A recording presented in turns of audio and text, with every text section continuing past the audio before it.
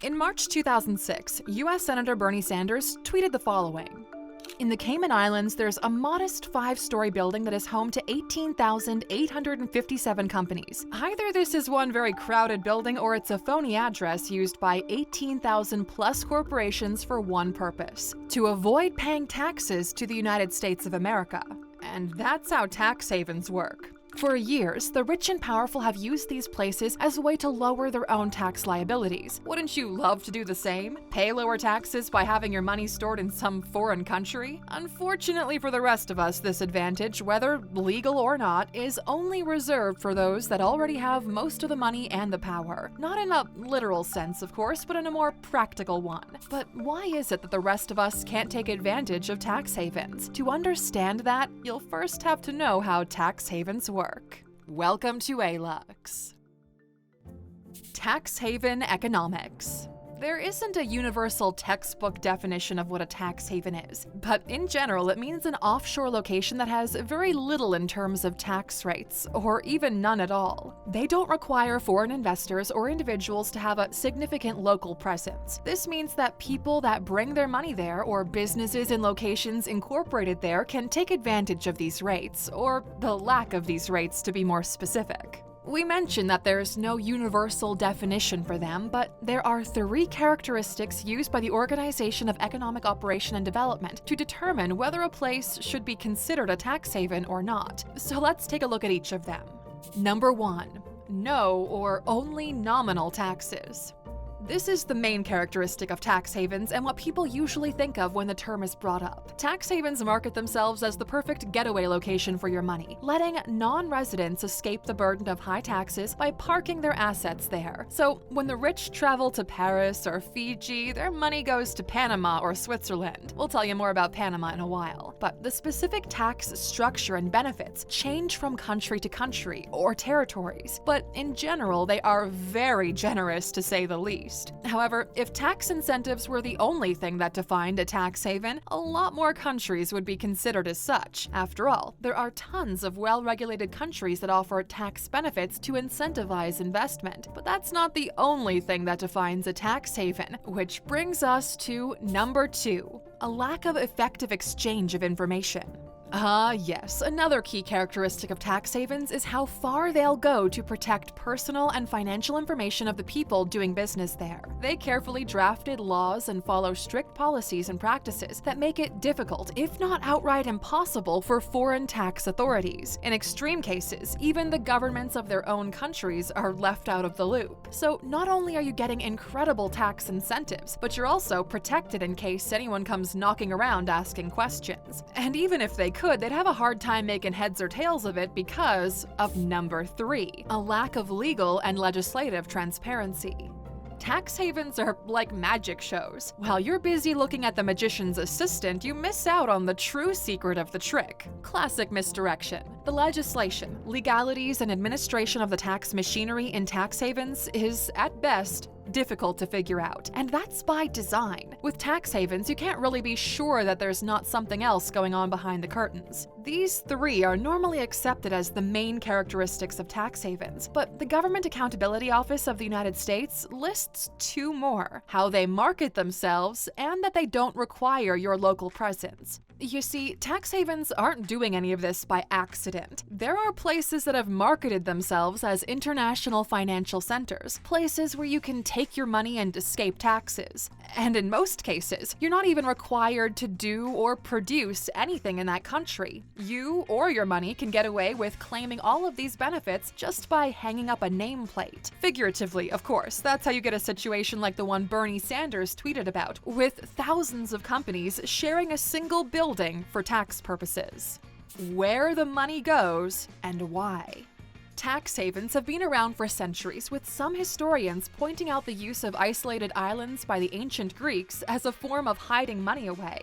The term tax haven started gaining popularity during the 1950s, but Switzerland was already passing regulations that would turn them into one with their 1934 Banking Act. Since then, many countries have competed to be seen as the premier location for tax dodging. Some places that are considered tax havens include Hong Kong, Seychelles, Jersey, the island, not the state, New Jersey, the state, not the island, and much more. Even the United States itself is considered a tax haven by many countries. While they fought against countries hiding the information of Americans from them, they're famously secretive when it comes to investments within their own lands. Ironic, right?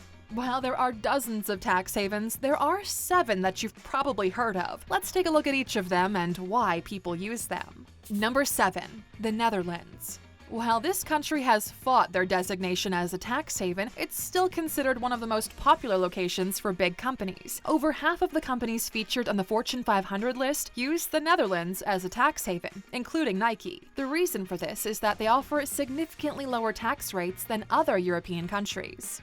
Number 6. The British Virgin Islands.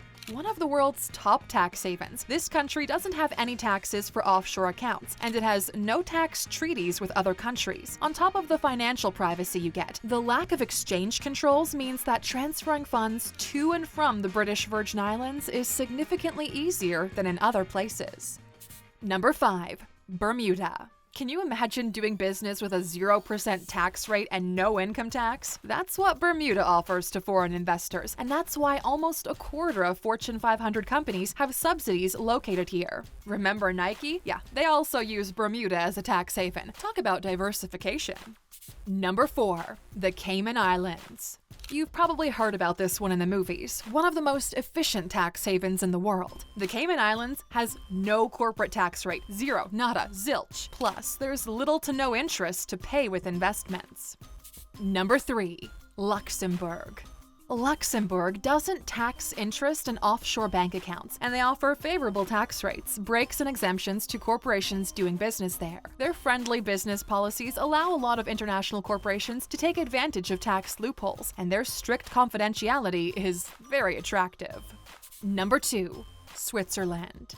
One of the oldest and most famous tax havens in the world, for years now, Switzerland is known as the go-to location for corporations and individuals. Their laws surrounding bank transactions and client information are so tight that it was akin to the lawyer-client privilege you see in courts. However, in recent years, the European Union has started to crack down on them hard, and investigations have weakened their previous position of total secrecy.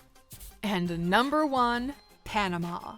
Panama is an interesting scenario. They do tax the income generated within the country, but not on what's earned elsewhere. On top of that, they have strict legislation that protects Panama enterprises from scrutiny, allowing businesses to operate here but use assets in other countries to take advantage of both benefits. If by now you're thinking all of this sounds amazing and you want in, well, we're sorry to tell you it's not going to be that simple. To answer the question in our title, why can't poor people use tax havens? It's not that you can't use them per se, it's that most likely you don't have the resources to do so within their legal frameworks. In most cases, for offshore bank accounts to be legal, the person opening the account must be running a business in the country, have some form of investment, or spend a decent amount of time in that country. Plus, you'll need a minimum amount of funds, which might be out of your range in some cases. To put things into perspective, to open an account in Switzerland without being there, most banks will ask you have a minimum deposit of 100,000 to 500,000 Swiss francs. That's between $108,000 and $540,000. Yikes. So while in theory anybody could take advantage of these tax havens, the truth is the requirements to open accounts in these places are often far out of reach for the majority of us. That's just the legal approach. You see, tax havens sit in a complicated legal ground. While having money or corporations in offshore accounts isn't legal in itself, hiding these accounts often is, and many corporations and individuals abuse the loopholes and the secrecy provided by these locations to illegally hide their income and profits from taxes owed in their own countries. So yes, they're legal, but as we found out after leaks like those of the Panama Papers and the Paradise Papers, people often use them illegally for fraud and tax evasion by hiding it. The consequences of tax havens.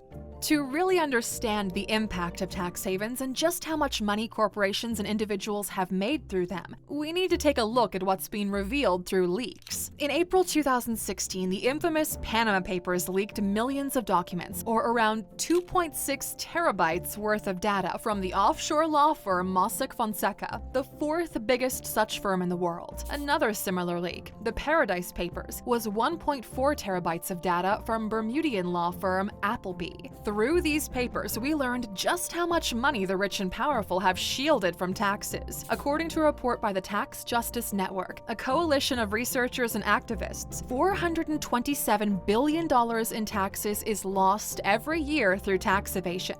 According to the report, these $245 billion come from corporations shifting $1.38 trillion worth of profits through tax havens. The United States alone is reported to lose $90 billion in tax revenue every year. Some of this might technically be legal, but it serves to further the inequality gap more and more. Tax havens have been around for a while, so it's unlikely they'll go away anytime soon. Unfortunately, it's unlikely that most people will ever be able to take advantage of them, though, which makes it so the inequality gap between those at the top and the rest of us just keeps widening. All just going to show what we've always known, that we're not playing with the same rules as the 1%. That's a wrap for today, Aluxers, but before you go, you know we always have a bonus for you, so here it is. By taking advantage of tax loopholes, Apple created subsidies in Ireland and got away with not paying any corporate income tax on $30 billion of income between 2009 and 2012.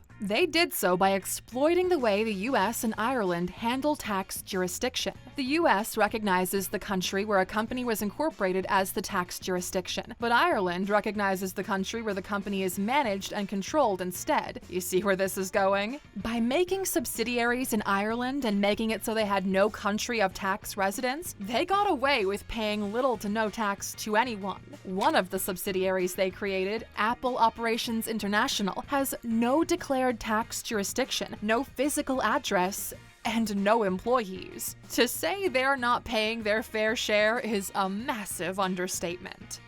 Thank you for watching this video, Aluxer. If you found it valuable, consider subscribing to our channel and joining our awesome community. And if you're still hungry for more, we handpicked this video for you to watch next, or head over to our website for more amazing content. See you tomorrow.